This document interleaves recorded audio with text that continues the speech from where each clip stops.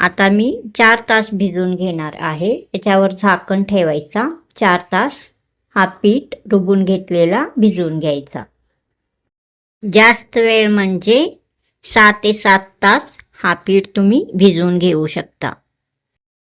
आपण जो तांदूळ उडीद डाळ भिजवून घेतो ना 4 तास, तोही 4 तासापेक्षा जास्त घेतला तरी भिजवून चालेल. 6 ते 7 तास भिजवून घ्यायचा.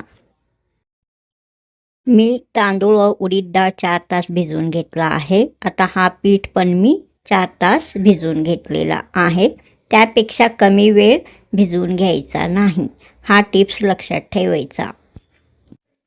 पीठ भिजवून घेतल्यानंतर यामध्ये अर्धा चमचा मीठ मी घातलेला आहे. मीठ हा चवीनुसार घालायचा व असा चांगला मिक्स करून घ्यायचा.